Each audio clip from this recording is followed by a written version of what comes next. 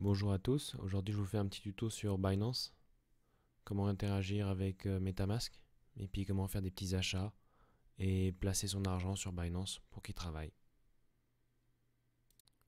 Donc déjà, ce que je vous conseille, c'est de télécharger les applications de Binance, que ce soit mobile ou bureau, comme ça vous êtes sûr que vous n'êtes pas sur un site d'hameçon ou un faux site ou quoi que ce soit. Donc j'ai passé sur l'application Binance, voilà, l'application Desktop Binance. Donc, ici, vous pouvez choisir en quelle devise vous voulez voir les prix. Donc là, moi, je suis en USD. Vous pouvez vous mettre en euros pour ceux qui sont plus familiers avec l'euro. Personnellement, je préfère l'USD. J'ai l'habitude, c'est la monnaie de référence. L'euro est adossé à l'USD, donc on va rester en USD. Donc sur l'application Windows, ici vous avez le portefeuille avec l'accès dépôt, retrait. Voilà, chaque crypto, vous avez acheté, dépôt, retrait, trader. Donc acheter, c'est si vous avez des euros, des dollars, vous l'achetez instantanément ou avec des stablecoins. Ici, vous pouvez cliquer sur trader et vous voyez, vous avez des paires. Donc moi, j'ai ajouté. Ici, vous pouvez ajouter n'importe quelle paire. Par exemple, si on veut la paire cake, voilà, elle apparaît contre BUSD et BNB. Donc par exemple, si on souhaite l'acheter contre du stablecoin, parce qu'on peut voir qu'il y a quand même un gros volume en 24 heures. Voilà. Ici, on est sur la page de trade. Donc nous, ce qu'on veut, c'est acheter du cake par exemple en premier temps et après, on veut en vendre. Donc on voit que le prix est de 3,01 en moyenne. Il a tendance un petit peu à bouger. Donc, si on veut en acheter, mettons qu'on va se mettre à 3, on voudrait un cake. Donc il faut 3 BUSD, normal, 3 dollars.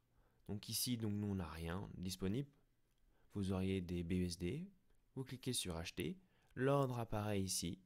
Vous pouvez l'annuler à n'importe quel moment et il va apparaître ici. Et quand ça sera votre tour, comme lui là c'est son tour, il peut se faire acheter. Et pour vendre, c'est exactement pareil. Je choisis mon prix de vente, le nom de cake que je souhaite vendre en pourcentage. Si j'ai envie de jouer avec des pourcentages, ça peut être pratique. Et le total. Et après, je clique sur vendre, ça apparaît ici. Si vous êtes vraiment pressé, vous pouvez acheter en market, sachant qu'il y a des fees, donc des frais de transaction, que en limite, vous avez des frais très réduits. Voilà. Donc si on retourne sur le portefeuille, ici, on peut chercher les actifs. Par exemple, BUSD, le stablecoin de Binance, qui nous est utile pour acheter certaines cryptos à des taux préférentiels de frais de transaction. Vous pouvez faire Convert. Ça ouvre une petite fenêtre qui vous permet, par exemple, de convertir des USDT en BUSD ou des BTC en BUSD. Bon, c'est un peu comme faire du market. Mais ce qui est pratique, c'est si vous avez des euros que vous venez de charger et que vous ne voulez pas les laisser en euros parce que vous avez besoin de stablecoin, et bien vous pouvez les changer en USDT. Et une fois en USDT, vu que vous ne pouvez pas directement les changer en BUSD, une fois en USDT, tout simplement, vous inversez et là, vous les changez en BUSD. Et du moment que vous avez des BUSD, vous pouvez aller acheter des cakes avec du BUSD. Et ils apparaîtront ici. Et bien sûr, ils apparaîtront ici. Ensuite, on a la carte Binance. Je vous conseille de la prendre.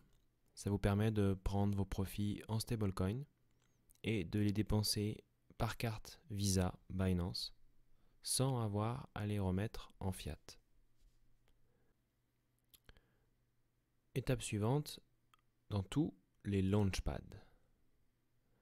Donc les launchpads, on va agrandir un petit peu, c'est des nouvelles cryptos qui vont sortir et plutôt que de laisser vos cryptos comme du BNB ou du DOT ou du BUSD dormir sur Binance, si jamais vous aviez un petit peu de BNB et de BUSD, c'est mon cas.